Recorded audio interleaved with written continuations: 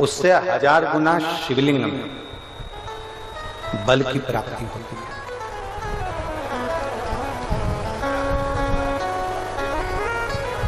प्रदोष के दिन यदि आपको कहीं से शमी पत्र मिल जाए, प्रदोष के दिन यदि कहीं से आपको शमी पत्र मिल जाए और प्रदोष काल में, प्रदोष का जो समय होता है, शाम का जो समय होता है प्रदोष काल, 4 प्रदोष 5 प्रदोष आप कर देखिएगा कि आपका कोई काम है, कोई नौकरी के लिए आप अप्लाई कर रहे हैं, कोई समस्या बड़ी विकट आ गई है, कोई तकलीफ, बड़ा गला पकड़ रहा है बेटा, कोई तकलीफ विकट आ गई है, कोई समस्या विकट आ गई है, प्रदोष के प्रदोष काल में अगर एक शमी पत्र भी आप घर के शिवलिंग को, अब ये करने के लिए आपको मंदिर के शिवलिंग नहीं जाना, अपने घर में जो शिवलिंग, चाहे वो स्फटिक का हो, पारद का हो, कंकर शंकर का हो, लकड़ी का हो, जो शिवलिंग तुम्हारे घर में, कांच का हो, चाहे वो नर्मदा के कंकर का हो, नर्मदेश्वर हो, पाषाण का हो, जो शिवलिंग, चांदी का हो, सोने का हो, तांबे का हो, पीतल का हो, जो शिवलिंग तुम्हारे, एक शमी पत्र यदि आप भगवान शंकर के शिवलिंग पर समर्पित कर रहे हो और उस शमी पत्र को उठाकर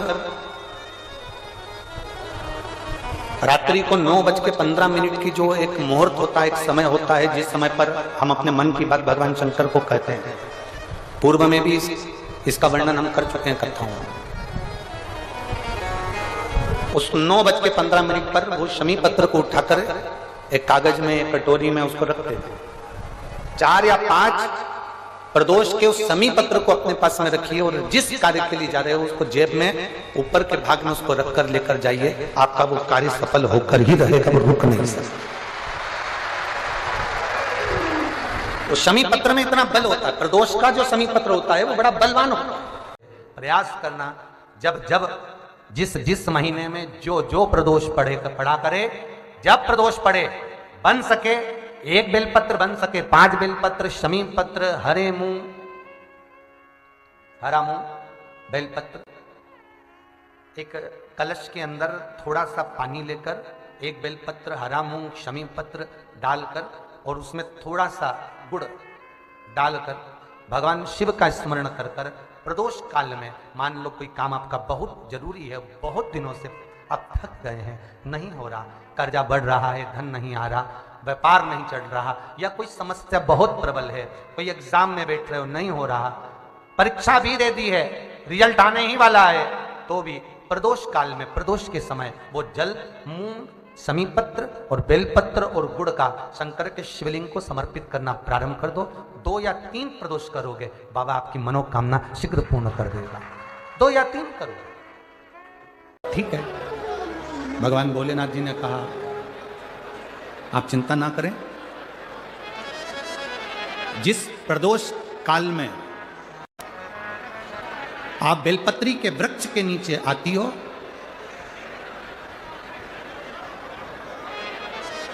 दुनिया का कितना भी दरिद्र व्यक्ति हो,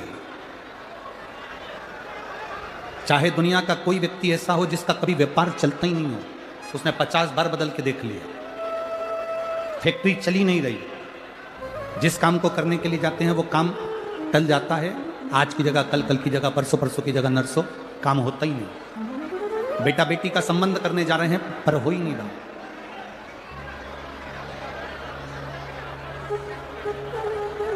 कितना भी दरिद्र से दरिद्र व्यक्ति हो, कितना भी दीन से दीन व्यक्ति हो,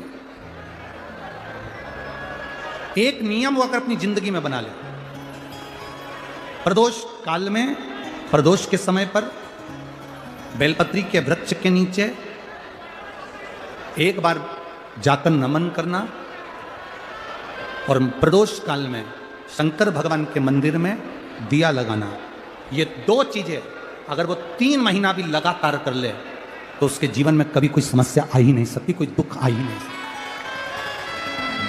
एक नियम बना, जैसे जिस नारी को, जिस पुरुष को, जिस बच्चे को, जिस बड़े को चर्म रोग हो जाता है, चमड़ी सफ़ेद पड़ने लगती है, जब चमड़ी सफ़ेद पड़ने लगती है, चर्म रोग जैसा जब हो जाता है या चर्म रोग उसको घेरने लगता है, चमड़ी जब सफ़ेद पड़ने लगे या चमड़ी काली पड़ने लगे या चर्म रोग सोराइसिस जैसी बीमारी तक के लिए है हमारा। बेलपत्री के वृक्ष के नीचे की मिट्टी, बेलपत्री के वृक्ष के नीचे की मिट्टी, उसको जिस पात्र के अंदर शिवलिंग बनाने के लिए हम गलाएं, जिस पात्र के अंदर हम शिवलिंग बनाने के लिए उसको गलाएं और शिवलिंग का निर्माण कर कर हम बेलपत्री के वृक्ष के नीचे उसका पूजन करें, उसका विसर्जन करें। और बेलपत्री के नीचे की जो मिट्टी है जिस पात्र में गलाई जाती है, उस पात्र के पानी का स्नान, उस मिट्टी का थोड़ा सा भाग अपने शरीर पर लगाकर, जहाँ सफ़ेद चमड़ी हो रही हो या श्वेत चमड़ी हो रही हो वहाँ लगाकर और उसका स्नान करना यदि हम प्रारंभ करें। परंतु प्रदोष जैसे अपन शंकर भगवान के मंदिर जाते हैं, दर्शन करते हैं, पूजन करते हैं, उसी तरह बेलपत्री के वृक्ष के नीचे की मिट्टी को गलाकर हम शिवलिंग का निर्माण करते हैं। स्नान करना या शरीर पे लगाने के साथ में सबसे ज़्यादा जरूरी है शंकर भगवान के उस शिवलिंग की पूजन करना, पार्थिव लिंग की पूजन करना। लगभग 2 शिवरात्रि निकलेगी महीने की और बाबा जहां जहां से चमड़ी सफेद हो रही होगी वहां वहां से धीरे धीरे बाबा अपने असली रंग को देना प्रारंभ कर देता है। इतना बेलपत्री के वृक्ष की पार्थिव लिंग निर्माण और पूजन की उस मिट्टी का इतना वर्णन हमारे शास्त्र करते हैं, इतना वर्णन।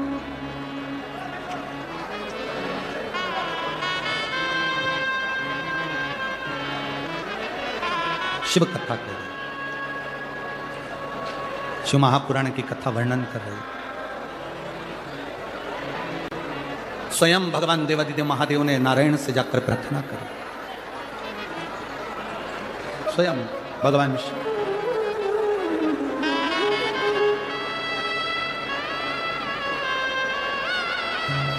शंभु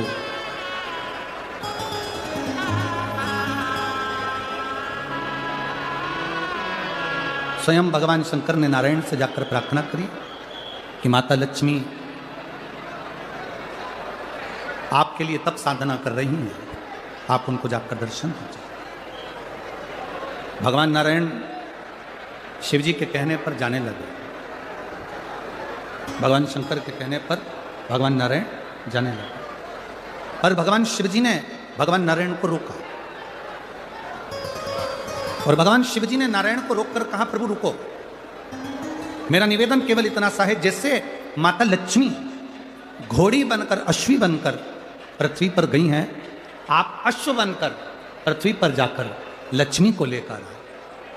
भगवान स्वयं नारायण अश्व बनकर पृथ्वी पर जाते हैं और लक्ष्मी जी को लेकर आते हैं।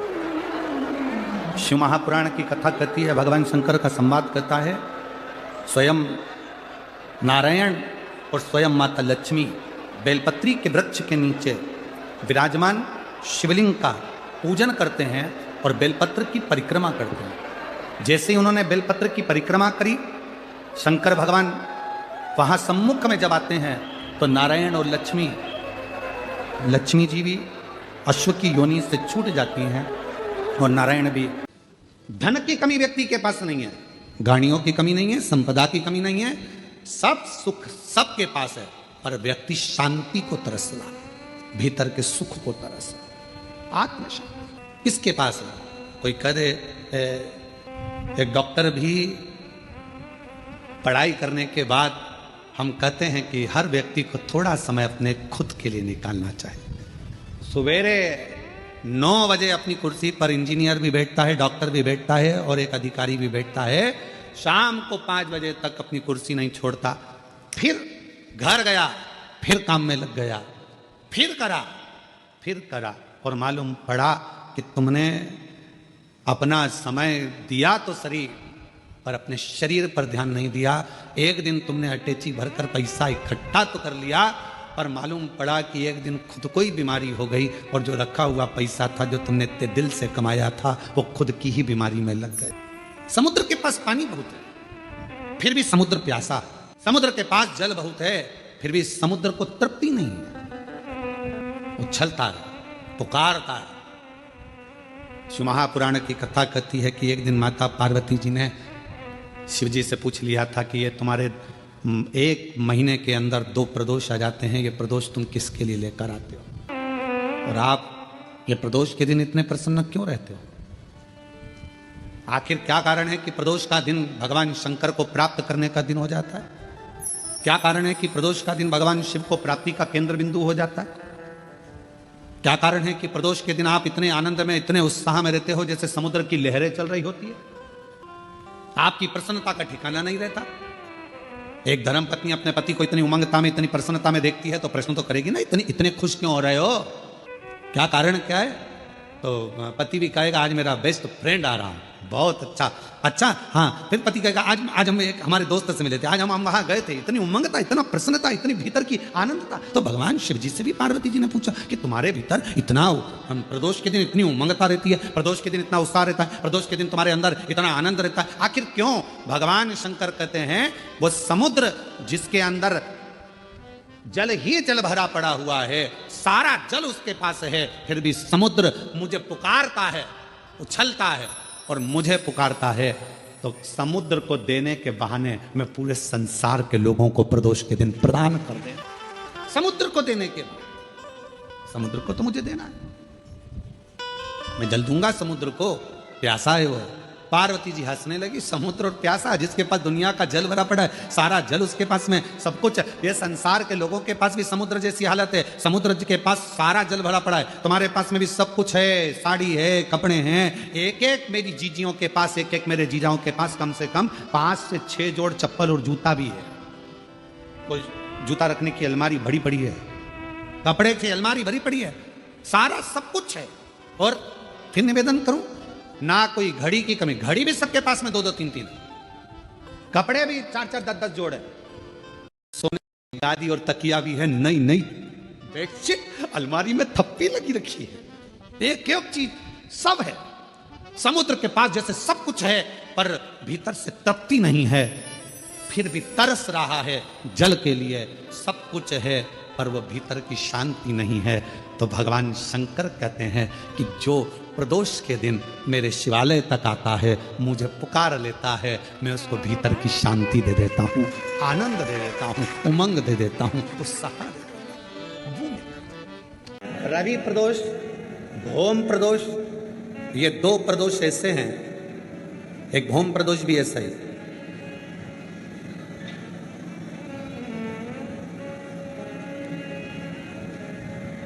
महाराज, मंगलवार का दिन हो, डॉक्टर ने भी कह दिया हो कि इसको 20 साल तक औलाद नहीं हुई, 25 साल तक नहीं हुई, 30 साल तक नहीं हुई, 18 साल तक भी इसको औलाद नहीं हुई, 30 साल हो गए औलाद नहीं हुई, और सब तरह से जब हार जाओ, भौम प्रदोष के दिन, प्रदोष काल में शिव जी के मंदिर में शंकर के शिवलिंग पर 3 जगह पर कनेर का पुष्प समर्पित करना प्रारंभ करें। पहला अशोक सुंदरी की जगह पर, दूसरा जहां शिवलिंग रखा हुआ है उस जलाधारी पर, कटी पर, और तीसरा शंकर भगवान के शिवलिंग पर पुष्प कनेर का रखना प्रारंभ कर दो। उसमें से अशोक सुंदरी वाले पुष्प को घर लेकर आना प्रारंभ कर दो। भौम प्रदोष के दिन 4 से 5 भौम प्रदोष करोगे और एक दिन मेरा बाबा तुम्हारा गर्भ ठहरा देगा और बाबा की कृपा से तुम्हारे घर में संतान। भौम प्रदोष, जितनी रवि प्रदोष की प्रबलता है, रवि प्रदोष क्या करता है? धन देता है, संपदा देता है, वैभव देता है। जो बेटे बेटी, नवयुवक बेटा बेटी जितने भी कंपटीशन एग्जाम में बैठते हैं, जितने परीक्षा देने के लिए बैठते हैं, जितना कंपटीशन एग्जाम में बच्चा बच्ची बैठते हैं और वो आखिरी में ये विचार करते हैं कि मैं ये सीए क्लियर नहीं कर सकता, मेरा ये पार्ट क्लियर नहीं होगा, मैं आईएएस ऑफिसर नहीं बन सकता, मन से ये निकालना छोड़ दो कि मैं ये नहीं बन सकता। अगर आपने रवि प्रदोष के दिन, प्रदोष काल में एक बेलपत्री के वृक्ष को कहीं पर भी लगाया है और प्रत्येक प्रदोष पर जाकर आप उसके नीचे अगर दीपक लगा रहे हो तो तुमको तुम्हारी मंजिल तो मिलकर रहेगी ही, चाहे कुछ नहीं। रवि प्रदोष की इतनी महत्वता है।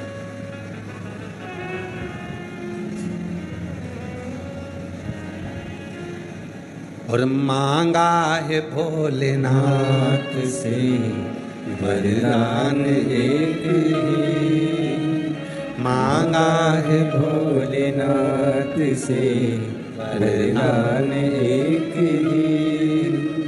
तेरी कृपा बनी रहे जब तक है जिंदगी, तेरी कृपा बनी रहे जब तक है जिंदगी।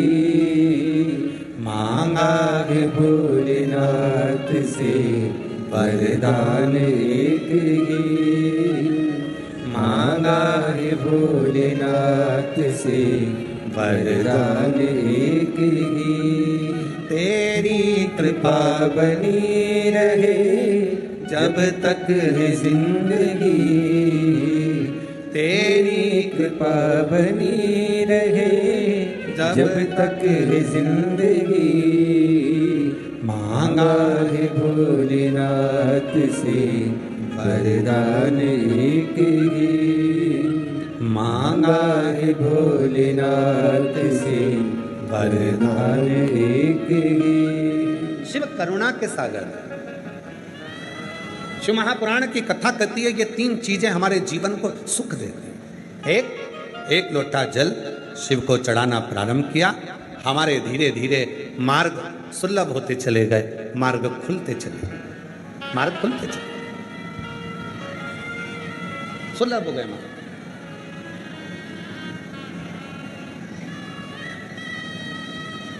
दूसरे नंबर का, शिव पर चढ़ा हुआ जल जब शरीर में रोग आ गया, बीमारी आ गई, कष्ट आ गया, मिटेगा कैसे?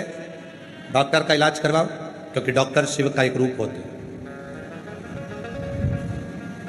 डॉक्टर जांच करने का बोले जांच करवाओ, क्योंकि डॉक्टर शंकर का एक रूप है। डॉक्टर जैसा बोले वैसा करो, पर साथ में एक लोटा जल चढ़ाकर उसका आचमन करना प्रारंभ करो।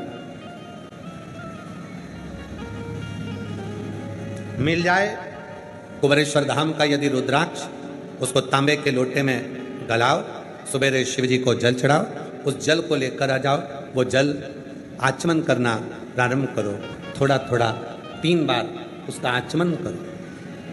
धीरे धीरे धीरे धीरे मेरा कुबेर भंडारी ऐसी कृपा करेगा कि एक ना एक दिन कुबेरेश्वर धाम पर तुम्हें बुला ही लेगा।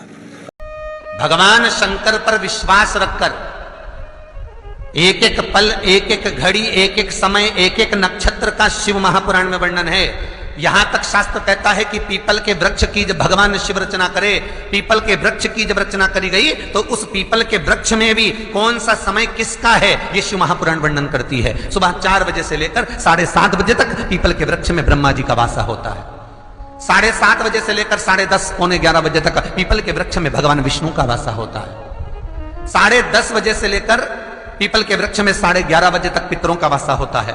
11:30 बजे से लेकर 12:30 बजे तक पीपल के वृक्ष में आहूतों का वासा होता है। 12:30 बजे से लेकर शाम को 4 बजे तक पीपल के वृक्ष में वासुकों का वासा होता है।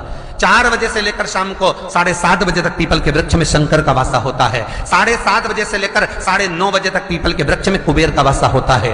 9:30 बजे से लेकर फिर कुबेर के वृक्ष में अन्य देवों का वासा चालू हो जाता है। इसलिए हमारा हिंदू धर्म कहता है, हमारे शास्त्र कहते हैं कि पीपल के वृक्ष को जब पूजा जाता है, पीपल के वृक्ष की जब पूजन करी जाती है तो सुबह 10:30, 11, ज्यादा से ज्यादा 11:30, ज्यादा से ज्यादा 12, उसके पहले पीपल के वृक्ष की पूजन कर लेना चाहिए। क्यों? क्योंकि 11:30 बजे से लेकर 12:30 बजे तक पीपल के वृक्ष में पितरों का वासा रहता है,